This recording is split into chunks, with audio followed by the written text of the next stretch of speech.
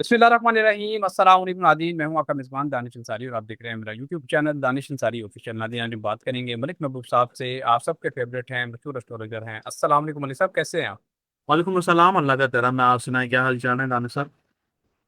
अल्हम्दुलिल्लाह मलिक साहब, मैं भी ठीक हूँ। मलिक साहब, आज प्रोग्राम का आगाज़ बड़ी दिलचस्प खबर से करना है और ये हट के तरह खबर आई है। नेतन्याहू का बयान आया है, जो इसराइल के प्राइम मिनिस्टर हैं। उन्होंने कहा है कि ट्रंप के बनाए गए जो गज़ा पीस बोर्ड है, उसको हम मानने से इनकार कर रहे हैं। और डोनाल्ड ट्रंप क्योंकि अब ईरान अमेरिका इसराइल जंग से निकलना चाह रहे हैं, तो अब हम आज़ादाना कार्रवाई करेंगे ईरान के खिलाफ। मलिक साहब, काफ़ी दिनों बाद इसराइल का बयान सामने आया है और इसराइल को ये बात मालूम हो चुकी है कि अमेरिका इस जंग से अपनी जान खुलासी चाहता है, निकलना चाहता है। आप क्या देख रहे हैं? क्या इसराइल कोई शरारत कर सकता है? अगस्त का महीना इस हवाले से कितना इंपॉर्टेंट है? कब कोई कार्रवाई हो सकती है? कौन से दिन इंपॉर्टेंट है? इस हवाले से बताइएगा। देखिए, अगर हम बात करें अगस्त के महीने की, तो मैंने काफी अरसे से आपको बताता आ रहा हूँ कि 12 अगस्त को एक चांद सॉरी सूरज ग्रहण लगना है। और मेजर एक्टिवेशन इसकी जो होती है, नॉर्मली 2 दिन पहले 2 दिन बाद के बहुत ज्यादा हैवी एफ्लिक्टेड असरात होते हैं। 2 दिन पहले 2 दिन बाद इसलिए क्योंकि मून जब आता है तो मतलब सूरज ग्रहण लगता है। इसी तरह मून के बगैर जो है ग्रहण नहीं लगता किसी भी चाहे लूनर हो चाहे सोलर हो। तो ऐसा लग रहा है कि 2 दिन पहले और 2 दिन बाद बहुत ज्यादा एफ्लिक्शन है। और उसके बाद आप कुछ इसके असरात दिखना शुरू हो जाएंगे फॉर। और जैसे मैंने पहले भी कहा है कि अगस्त सितंबर अक्टूबर नवंबर दिसंबर ये जो लास्ट फेज है इस साल का, ये थोड़ा कॉन्फ्लिक्ट ज्यादा कॉन्फ्लिक्ट दिखा रहा है कम के बजाय। और चीजों में आपको फौरन इस महीने के आखिर तक बहुत ज्यादा क्लैरिटी आ जाएगी कि दुनिया सब कहाँ स्टैंड कर रही है। और वो यही है कि हम खुदा ना खास्ता एक रिसेशन में एंटर हो चुके हैं। और उसके अलावा आने वाले दिनों में कुदरती आफात भी बहुत ज्यादा बढ़ती हुई दिखेगी और मैन मेड वॉर ये जो चल रही है ये भी बढ़ने के बहुत ज्यादा इम्कान नजर आते हैं। मलिक साहब, एक बड़ी इंपॉर्टेंट डेवलपमेंट है। समुद्री तूफान एक आया है जापान और चीन को इसने मुतासर किया है और बताया जा रहा है कि 50,000 इमारतें जो हैं वो जेर आब आ चुकी हैं। जापान और चीन की इमारतों को मिलाकर उसने बड़े पैमाने पर तबाही मचाई है। इसका नाम उन्होंने डॉल्फिन रखा है। मलिक साहब, आप क्या देख रहे हैं? समुद्री तूफानों का सैलाब का सिलसिला शुरू हो चुका है और जापान और चीन भी इससे मुतासर हो रहे हैं। इसके अलावा वो कौन से इलाके हैं? क्या यूरोप भी इससे मुतासिर हो सकता है, शदीद गर्मी से या शदीद बारिश से? इस हवाले से भी बताइएगा। देखिए, मौसमी तब्दीली और पानी ये दोनों चीजें आपको अगले 2 महीने में बहुत ज्यादा देखने को मिलेंगी। मैंने बहुत दफा बताया आपको क्योंकि सोलर इक्लिप्स में जो चीजों की इन्वॉल्वमेंट है, जो मेजर प्लैनेट है, वो सब वाटरी साइन को दिखा रहे हैं। और उनका जो रिजल्ट है वो अब और भी ज्यादा आपको नजर आएगा। अगर आप इलाकों की बात करते हैं तो साउथ एशिया पूरा ही इसी में आता है। और इसमें प्रॉब्लम भी बहुत ज्यादा बढ़ते हुए दिखेंगे। इंडिया, पाकिस्तान, बांग्लादेश, ये यहाँ पे जो इलाके हैं मैंने बताया नॉर्थ और साउथ, ये दोनों एरिया बड़े इंपॉर्टेंट हैं इस सब की करंट प्लानिटरी पोजीशन से।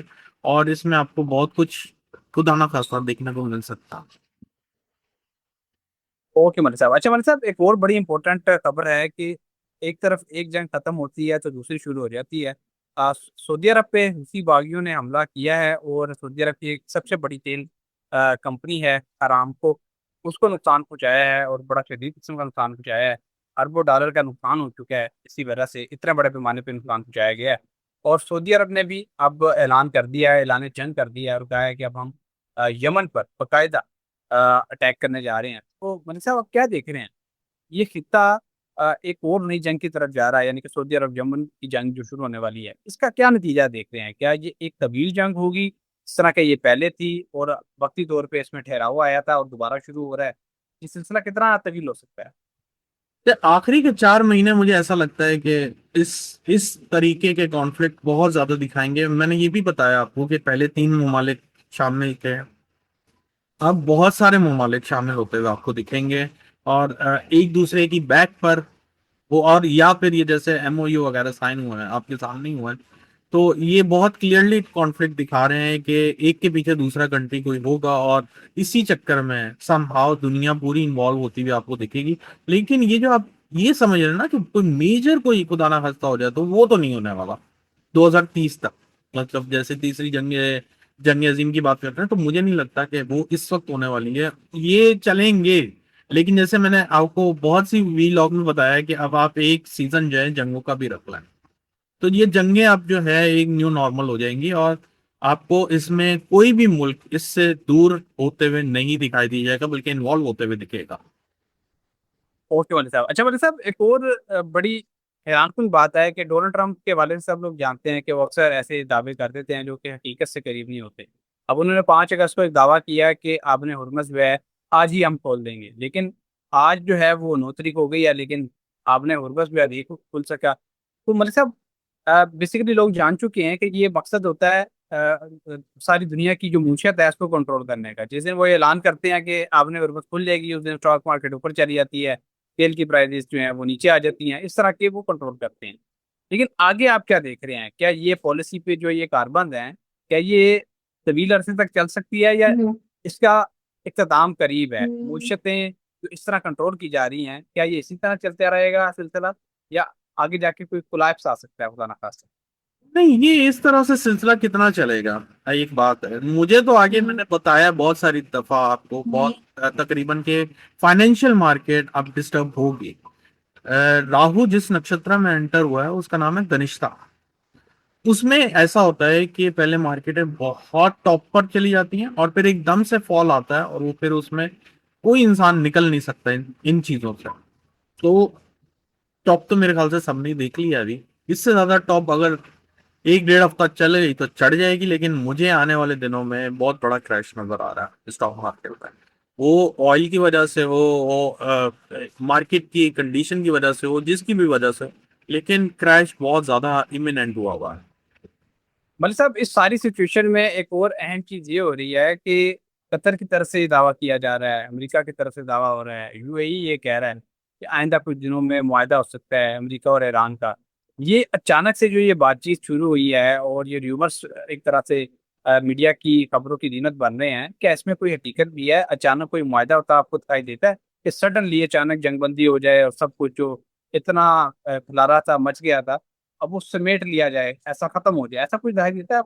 नहीं, मुझे नहीं दिखता इसमें ऐसा कुछ भी नहीं दिखता। मुझे सडन हमले खुदा ना खास्ता दुनिया में और किसी तरह के मसाइल, जैसे मैंने बताया है शुरू में भी कि कुदरती आफात, मैन मेड वॉर, या फिर न्यूक्लियर एक्टिविटी, ये भी इस वक्त थोड़ी सी नजर आ रही है। मैं आपको फिर से बताऊं, न्यूक्लियर एक्टिविटी ये आखिरी के 4 महीने में नजर आएगी आपको।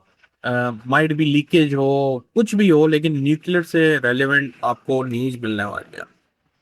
मतलब साहब, क्या ऐसा भी हो सकता है कि ईरान के न्यूक्लियर प्रोग्राम को जैसे अमेरिका की तरफ से पहले निशाना बनाया गया, इस मरतबा दोबारा निशाना बनाया जाए? क्या इसके भी असर कहीं देते हैं आप? जी, पॉसिबिलिटीज हैं, क्योंकि मुझे ये जो आखिरी के 4 महीने इसमें मामूली जंग नहीं नजर आ रही। थोड़ी सी अग्रेशन और या ज्यादा ममालिक का एंटर हो जाना बहुत हद तक नजर आ रहा है।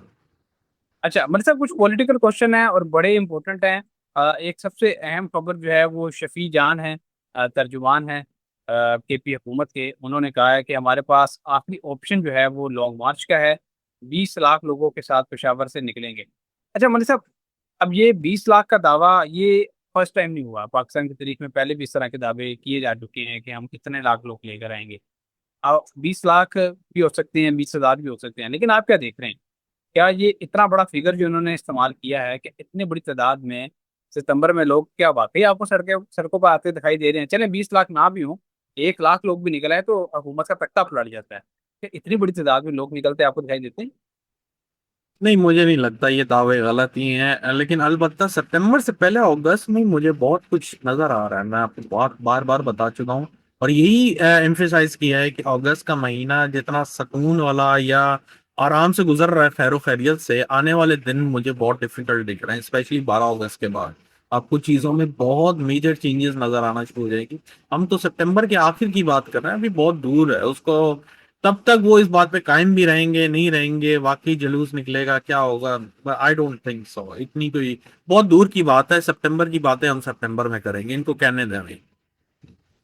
मलिक साहब, आप पिछले साल से ये प्रोडिक्शन करते आ रहे हैं, जब लोगों को इस बात का पता भी नहीं था कि पीटीआई खुद नहीं चाहती कि इमरान खान साहब बाहर रहें, ये चाहते हैं कि खान साहब अंदर रहें ताकि इनकी सियासत जो है वो चमकती रहे, क्योंकि इनका ताल्लुक जो है सियासत से नहीं है, जो जितने वकला इस तहरीक को चला रहे हैं। अब सुहेल रिजवी साहब का एक बयान आया है, उसने बड़ा चौंका दिया लोगों को और परेशान भी किया है पीटीआई के कारकुनान को। उन्होंने कहा है कि लॉन्ग मार्च का मकसद इमरान खान साहब की रिहाई नहीं बल्कि उन तक रसाई है। वो कह रहे हैं खान साहब से हमें मिलने नहीं दिया जा रहा, तो हम खान साहब से मिलना चाहते हैं, उनकी रिहाई हम नहीं चाहते।